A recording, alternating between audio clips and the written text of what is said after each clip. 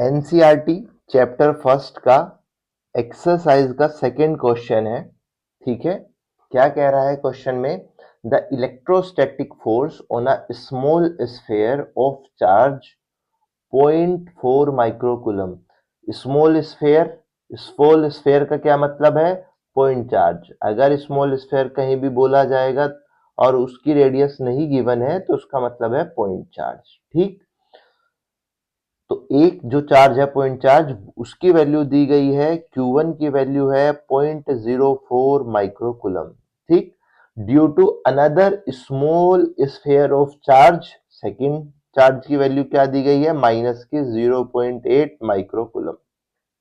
ठीक, एयर मतलब k की वैल्यू के लिए क्या बताया गया है? k की वैल्यू क्या होगी? 9 10⁹ न्यूटन मीटर स्क्वायर पर कूलम स्क्वायर। ठीक, और F की वैल्यू क्या दी गई है? 0.2 न्यूटन। अब पहले आप इसको डायग्राम से समझ लीजिए। यहां पर Q1 है, यहां पर Q2 है। Q1 पॉजिटिव है, Q2 नेगेटिव है। मतलब Q1 अट्रैक्ट करेगा Q2 को अपनी तरफ और Q2 अट्रैक्ट करेगा Q1 को अपनी तरफ। मतलब फोर्स क्या होगा? अट्रैक्शन फोर्स काम करेगा। ठीक है, कैसा फोर्स काम करेगा? इलेक्ट्रोस्टैटिक फोर्स जो है, ये जो दिया गया है, ये अट्रैक्शन फोर्स है। ठीक, ये चीज समझ में आ रही है ना? क्यों? क्योंकि जो नेचर है गिवन चार्जेस का वो अपोजिट है। अगर चार्जेस का नेचर अपोजिट होगा तो फोर्स अट्रैक्शन काम करेगा, और अगर गिवन चार्जेस सेम नेचर के होंगे तो रिपल्सन फोर्स काम करेगा। क्वेश्चन में क्या कहा गया है कि दो चार्जेस हैं जो दिए गए हैं हमें, ये 0.4 माइक्रोकूलम, इनको हम लोग एसआई यूनिट में कन्वर्ट करेंगे। 0.4 10⁻⁻6 कूलम, और माइनस 0.8 को 0.8 10⁻⁻6 कूलम। ठीक है, एसआई यूनिट में हम लोग कन्वर्ट कर लेंगे। यहां तक कोई परेशानी? डिस्टेंस पूछी गई है आपसे। फॉर्मूला हम लोग जानते हैं कूलम्ब्स लॉ से, क्या? K Q1 Q2 by R square. R square हम लोगों को फाइंड आउट करना है, तो क्या मैं ऐसे लिख सकता हूं? R square is equals to K Q1 Q2 divided by FE। कोई परेशानी? R square is equals to, मैं वैल्यू पुट कर देता हूं। K की वैल्यू क्या है? 9 10⁻⁹ Q1 की वैल्यू क्या है? 0.4 10⁻⁻6। Q2 की वैल्यू क्या है? माइनस के 0.8। मुझे जब R फाइंड आउट करनी है तो इस चीज का कोई फर्क नहीं पड़ेगा मेरे पास कि वो माइनस में आएगी या प्लस में। सिंपल, मुझे जो है डिस्टेंस फाइंड आउट करनी है, और ये जो चार्ज है ये बताने के लिए यूज हुआ है माइनस का यहाँ पे, कि दोनों जो के बीच में जो फोर्स है वो अट्रैक्शन इन नेचर है। तो साइन के साथ मुझे इस Q2 की वैल्यू लिखने की कोई भी जरूरत नहीं है। डिवाइडेड बाई फोर्स, फोर्स क्या है? 0.02 न्यूटन। पॉइंट से पॉइंट कैंसिल, 2 टू जा 4, 9 टू जा 18 इंटू 0.8 10⁻⁹ -6 कुछ बचता नहीं है ना?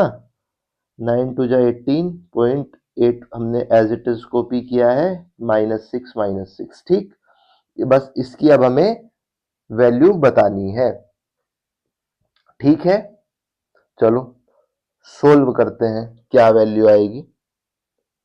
हाँ, 18 8 जा 144, पॉइंट 1 डिजिट के बाद 10 की पावर माइनस -6 -12 और +9, तो क्या आएगी वैल्यू?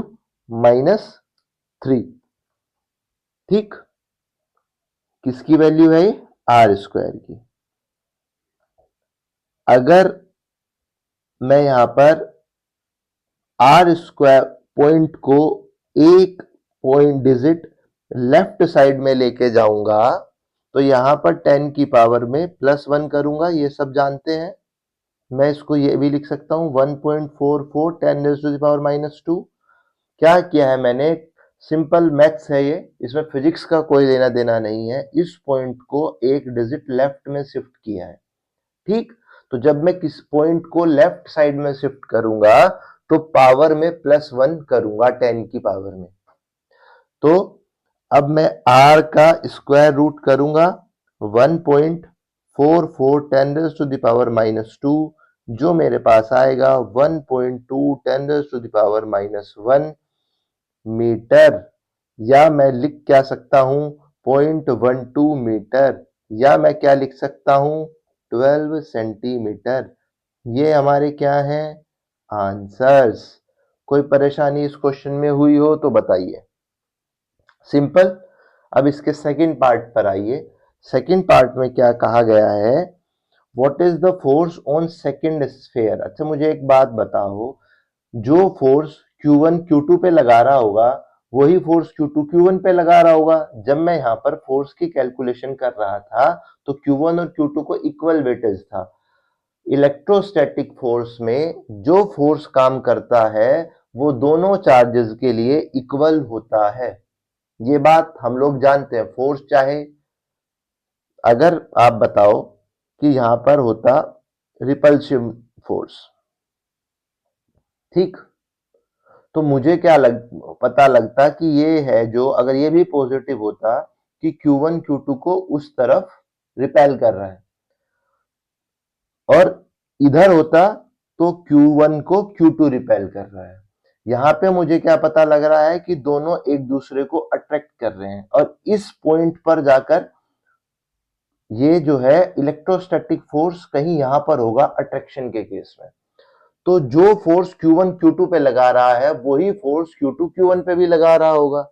इसको कैसे लिखेंगे, ये पूछ रहा है कि सेकंड स्फीयर पे कितना होगा। दोनों स्फीयर पे फोर्स सेम होगा। लिखेंगे कैसे हम लोग, both sphere attract each other with same force, ठीक है ना। सो we can say force on the second sphere is same